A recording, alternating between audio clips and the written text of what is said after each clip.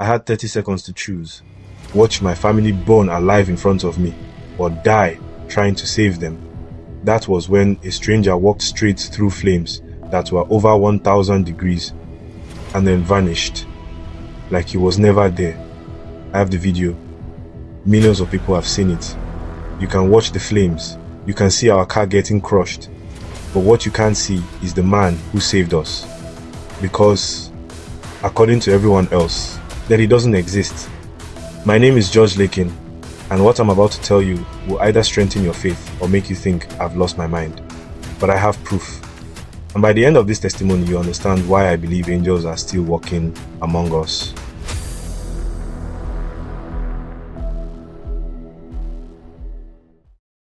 Let me take you back to that morning, the 28th of June, 2018, a Thursday that started so perfectly, it should have been a warning. I remember that everything was flowing. We had one of those satisfying family devotion. We were on fire for God that morning. We read Psalm 91 together, the one about God commanding his angels to protect us. Looking back, I do not think it was a coincidence. My wife had a strong hunch that we visit a certain member from our church. Normally, we don't do weekday visits. Aside the long hours we work, there is the notorious traffic of our city. I tried persuading my wife and failed. We called him to see if he would be available and got a positive response.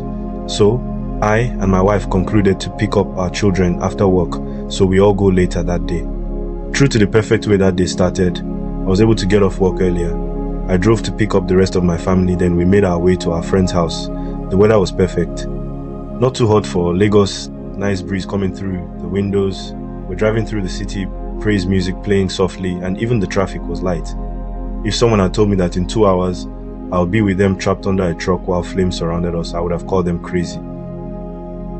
The visit was beautiful. We shared a meal, talked about God's goodness. But around 5 p.m., I started feeling restless. Not anxious, expectant, like something was about to happen, and I needed to be ready. I told everyone we should head back, more out of the need to beat late hour traffic to get some good rest than because of that restlessness in my chest. So we loaded up, 5 of us total, me driving, my wife in front, and our 2 kids in the back with Mrs. Amos between them. We met her at the house and offered to give her a lift. The drive started normal. We took a usual route home towards Otedola Bridge. It is a busy area on a normal day, lots of commercial traffic, fuel trucks heading to different parts of Lagos, but something felt off because as we got closer to the bridge, I noticed more cars than usual. Not traffic jam busy, but like people were moving faster than normal. You know how animals act before an earthquake? That's what it felt like. My wife noticed it too. She asked, "Honey, why is everyone driving so fast?" I didn't have an answer. And then I saw people on the sidewalk. Not walking, running. In Lagos, when you see people running and you don't know why, you start running too. It's survival instinct. That was when I looked ahead and saw something that made my blood run cold. A fuel tanker, massive, at least 33,000 liters, was rolling backward down the hill toward Otedola Bridge. No driver. Just this monster truck rolling out of control, picking up speed. But that wasn't the worst part. Next to it, a huge truck was also sliding backward. The driver was fighting with his steering wheel, the brakes screaming against the asphalt.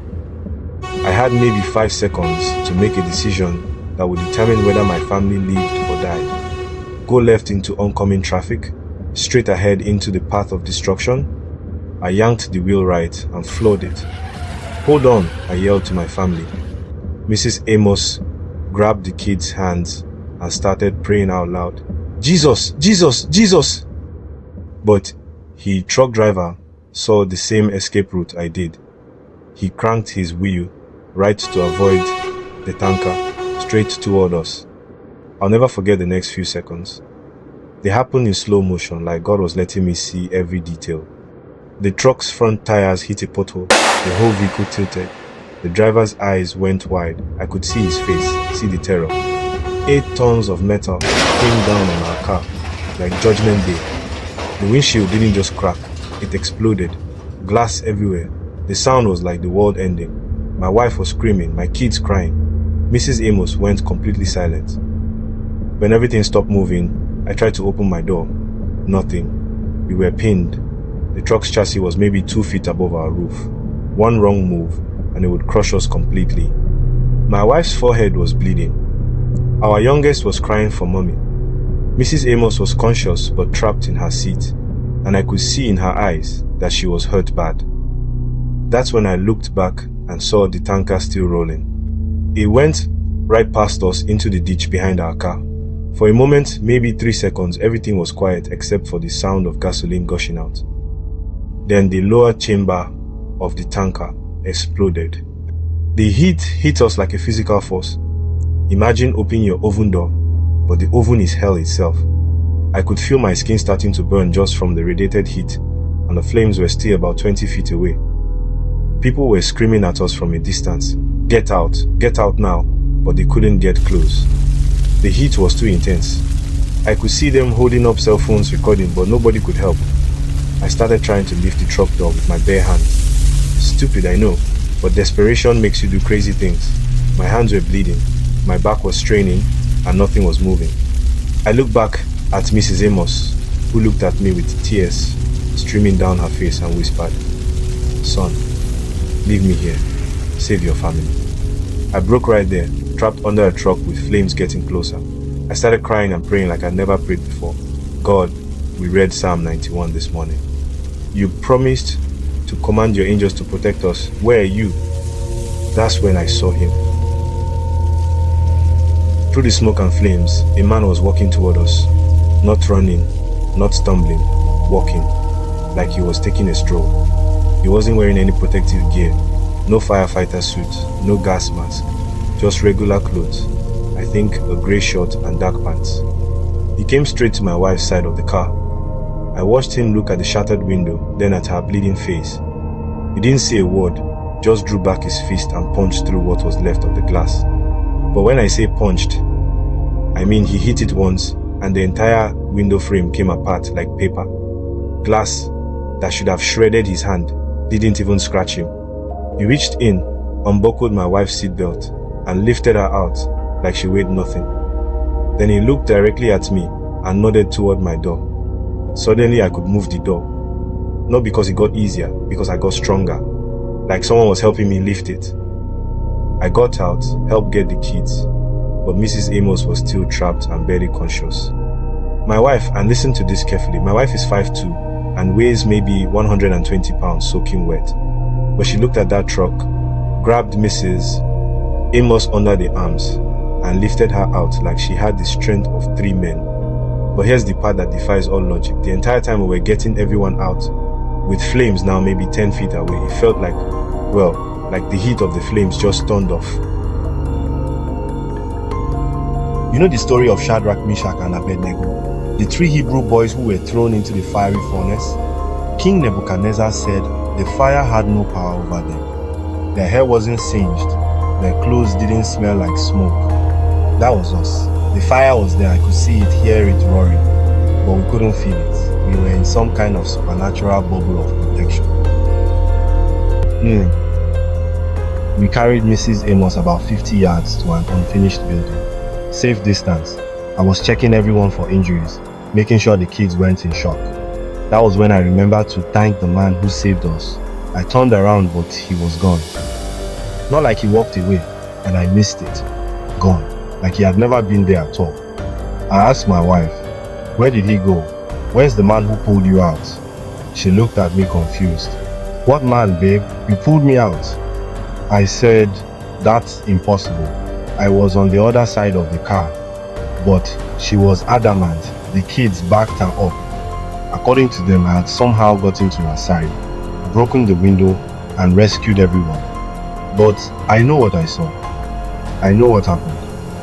That man was real. He saved my family, and then he vanished, like he had wings. From our safe distance, we watched the whole scene unfold. Emergency vehicles couldn't even get close for almost an hour. The heat was so intense it was melting the asphalt on the bridge. I started thinking about all the families that didn't make it out. All the people who didn't have a mysterious stranger walk through fire to save them. Why us?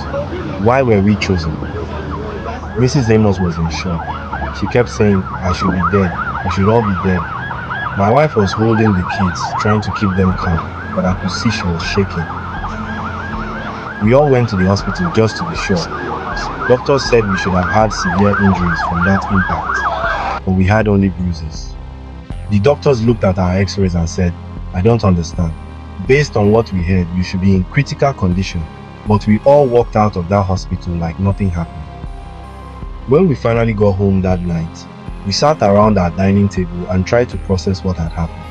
The kids kept asking, Daddy, why wasn't the fire hot? I could not even answer. We were not even thinking of the car we lost. I spent the night on the news and the internet. The whole thing had been recorded. Multiple angles. The explosion, cars getting crushed, people running. I watched our rescue over and over. You can see our car getting hit. You can see the flames approaching. You can see us getting out. But it all looked like I rescued my family by myself. The man in white, he was not there. Like he was invisible to the cameras but visible to me. I spent that whole night reading my Bible, trying to understand. Psalm 91, Daniel 3, stories of angelic visitations. Was I losing my mind? Or had we experienced something supernatural? It's been 7 years since that day, and I've had time to really think about what happened. I've watched the videos probably 1,000 times. I've read every comment, every theory people have. Some people say it was adrenaline that gave us strength. Others say we imagined the man in the fire because of trauma. I've heard every logical explanation. But I know what I experienced. I know who saved my family, and I know why. See, that morning we read Psalm 91. He will command his angels concerning you to guard you in all your ways. We read it like a nice Bible verse. God read it like a promise he was about to keep. I believe. I know that an angel of the Lord walked through fire to save my family that day. Not because we're special, not because we deserved it more than anyone else, but because God keeps his word. Before that day, I believed in God's protection as a concept. Now I know it as reality. Before that day, angels were something I read about in Sunday school. How they're workers in God's kingdom. Now, my relationship with God has completely changed. When I pray now, I'm not just hoping he hears me, I know he's listening. When I read his promises, I'm not just hoping they are true, I know they are. My kids don't fear anymore. They always say daddy's angel friend saved them. Here's what I want you to understand. If you're going through fire in your life, and I mean any kind of fire, literal or metaphorical, you're not going through it alone. Maybe you can't see the help that's coming. Maybe you can't feel God's presence. Maybe it seems like the flames are getting closer and there's no way out. But I'm here to tell you that the same God who sent an angel through fire to save a regular family on Otedola Bridge is the same God who's fighting for you right now. Hebrews 13:2 says, Do not forget to show hospitality to strangers, for by so doing some people have shown hospitality to angels without knowing it. Well, what if sometimes angels show hospitality to us? I didn't just survive a tanker explosion that day. I experienced a miracle.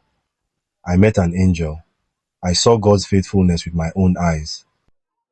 If this testimony has touched your heart, I want you to share it. Someone in your life is going through their own Otedola Bridge moment. They need to know that angels are still showing up. God is still keeping promises. And no fire, no matter how hot, no matter how close, can separate us from his love. My family is alive today because heaven interrupted hell. That's not just a testimony. That's a promise available to anyone who calls on the name of the Lord. Father, I thank you for everyone watching this. I pray that their faith will be strengthened, their hope renewed, and if they are facing fire in their lives right now, send them your angels. In Jesus' name, amen.